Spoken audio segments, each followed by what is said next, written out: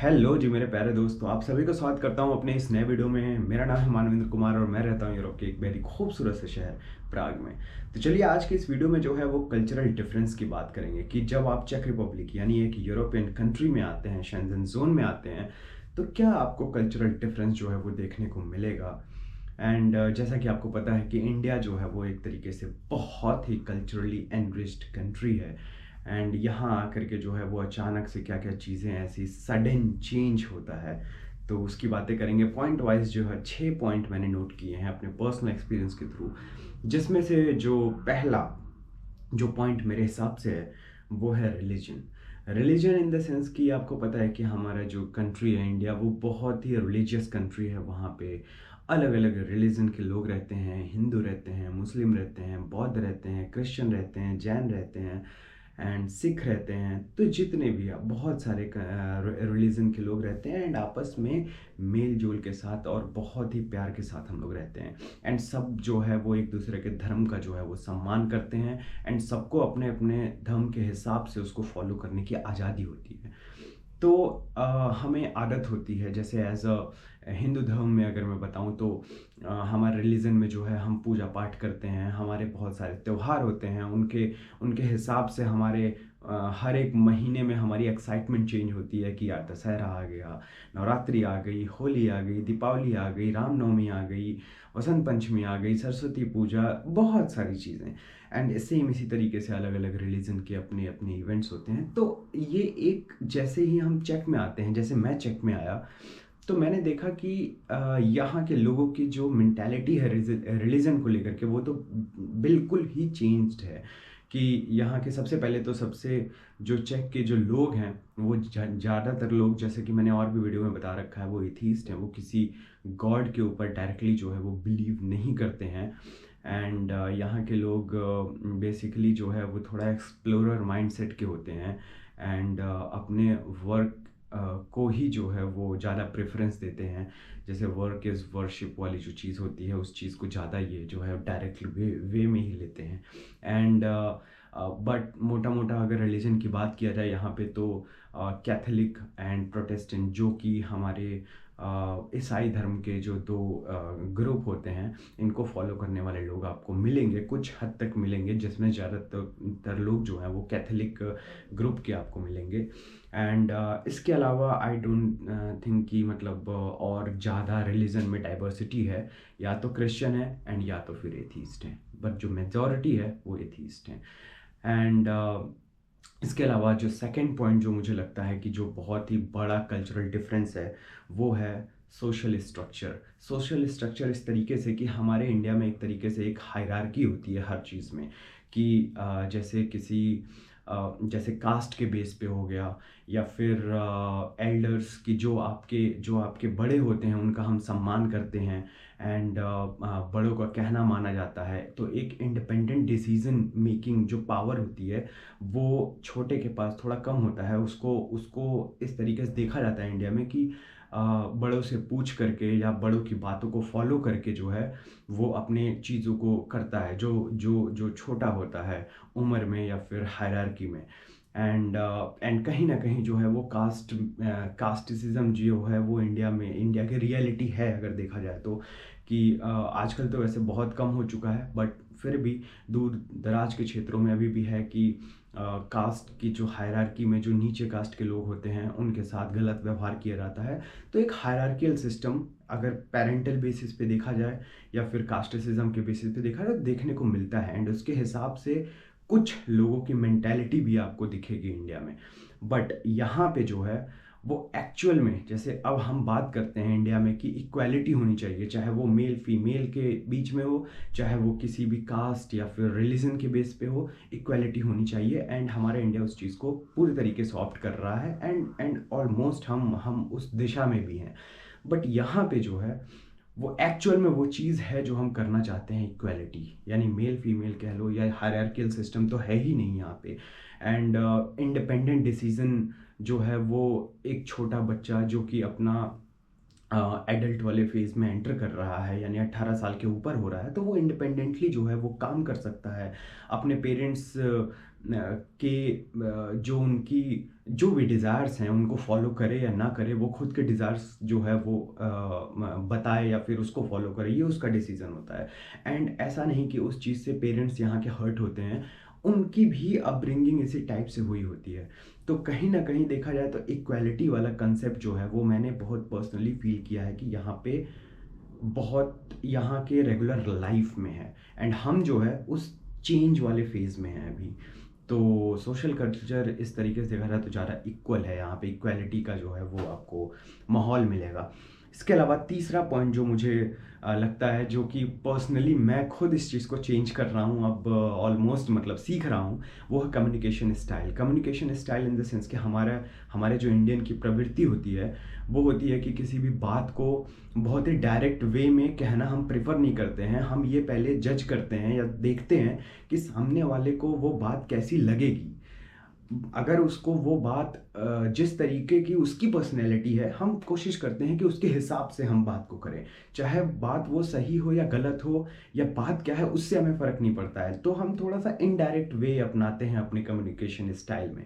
But यहाँ पे जो मैंने देखा, वो बात कितनी भी वेल एंड गुड हो, कितनी भी हार्श हो, लेकिन ये बहुत ही डायरेक्ट कम्युनिकेटर होते हैं। डायरेक्टली जो भी चीज़ है कि अगर आपने कोई गलती की है एंड वो आपके प्रोफेसर हैं या फिर आपका बहुत अच्छा दोस्त है, यूरोपियन होना चाहिए, तो वो प्रेफर करेगा कि आपको वो अपनी पर्सनल लाइफ या पर्सनल जो बॉन्डिंग आपके साथ है उसको जो है साइड में रख के जो प्रोफेशनल हमारा बिहेवियर है उसको वो मेंटेन करे। एंड ऑफिस आवर्स हो, वर्क आप साथ में कर रहे हो, काम साथ में कर रहे हो, तो वो उस टाइम पे पर्सनल वाली चीज़ अटैचमेंट को या पर्सनल नोइंगनेस को जो है सामने या फिर बीच में नहीं लाते हैं। प्रोफेशनल को प्रोफेशनल तरीके से डायरेक्ट वे में आपसे बात करेंगे, चाहे वो कुछ भी हो, आपकी गलती हो या फिर आपने अच्छा काम किया हो, आपको अप्रिशिएट करना हो, तो बहुत ही प्रोफेशनली बिहेव करते हैं। एंड सिस्टमेटिकली जो है वो चीज़ों को रन करते हैं कि आज आज के दिन का क्या क्या प्लान है, उस प्लान के अकॉर्डिंग ही उनका दिन बीतेगा। ऐसा नहीं है कि आप जो है, जैसे मैं पर्सनली बताऊं कि लैब में मैं काम कर रहा हूं एंड मुझे मन किया कि चलो शाम को जो है वो किसी कलीग के साथ जो है वो कुछ इवेंट बनाता हूं कि चलो कहीं घूमने चलते हैं, तो मैं उससे पूछा और लेकर के निकल गया या फिर वो भी चल देगा। ऐसा नहीं है, पहले से ही प्लान्ड होता है इनका कि ठीक है, मेरे मेरे वीक डेज़ में मैं क्या क्या करने वाला हूँ एंड कैसे मेरा वीक डेज़ जाएगा एंड वीकेंड भी कैसा मैं बिताऊंगा, हर चीज़ इनका प्लान्ड होता है। तो सिस्टमैटिक एंड डायरेक्ट वे में जो है कम्युनिकेशन, ये एक आई डोंट नो कि सीखने वाली चीज़ है कि नहीं, बट मुझे लगता है कि हाँ, सीखने वाली चीज़ है। बिकॉज़ इसी के लिए हम अपना देश छोड़ करके यहाँ पे हैं कि नए लोगों की अच्छी चीज़ों को भी ऑप्ट करें। तो अगर आपको भी लगता है ऐसा तो आप भी सीख सकते हो। I am trying also. Then उसके बाद सबसे इम्पॉर्टेंट चीज़ जो कि चौथा पॉइंट है वो है क्विज़ीन। क्विज़ीन को लेकर के वैसे बहुत ही बड़ा कल्चरल शॉक आपको लगने वाला है, क्योंकि हम एक मसालेदार इंसान होते हैं हम लोग। हर चीज़ में जो है हमारी हल्दी होनी चाहिए, आलू होना चाहिए, अलग अलग जो भी इंडिया के हम भाग से हैं वैसे सब लोग ही स्पाइसेस हम लोग खाते ही हैं। गरम मसाला, चिकन मसाला जो है, हर चीज़, खड़ा मसाला एंड चाय, तो ये सारी चीज़ें हैं। एंड यहाँ पे आकर के जब आप इनके पर्सनल मतलब इनके जो लोकल जो क्विजीन्स है उसको खाओगे तो वो इतना टेस्टलेस होता है। जैसे गुलाश हो गया या फिर डम्पलिंग्स हो गए या फिर इनके खुद के कुछ मीट के बहुत सारे मतलब मीट के बहुत सारे जो हैं वो मील्स होते हैं, वो सब हो गए। तो बहुत ही टेस्टलेस, बट टेस्टलेस एंड मतलब प्री कुक्ड नहीं कहूँगा, हाफ कुक्ड होते हैं। मतलब वो पूरे तरीके से एकदम होता है ना कि एकदम पके नहीं होते हैं। तो क्विजीन्स को लेकर के भी एक बहुत बड़ा कल्चरल शॉक आपको लगेगा कि यार कैसा मैं कच्चा खाना खा रहा हूँ, फीका खाना खा रहा हूँ। तो बट वो हेल्थ के लिए काफ़ी अच्छा होता है। एंड ये भी एक लेकिन एक तरीके से कल्चरल शॉक है जब आप यहाँ पे आओगे तो। लेकिन इस चीज़ को ऑप्ट करना आई डोंट थिंक कि मतलब ये सही है, बिकॉज कि हमारी जो अपब्रिंगिंग है, जो हमारा टेस्ट बड जो डेवलप हो गए हैं, उस टेस्ट बड को उतना ही रखो, अपना मसाला खाओ, कोई बात नहीं, बट यूरोपियन चीज़ों को भी ट्राई करो। लेकिन होता तो है, काफ़ी बड़ा ये कल्चरल शॉक है मेरे हिसाब से। एंड जो पांचवी चीज़ मेरे हिसाब से है जो कि इंडिया की पहचान है, वो फेस्टिवल्स एंड सेलिब्रेशंस।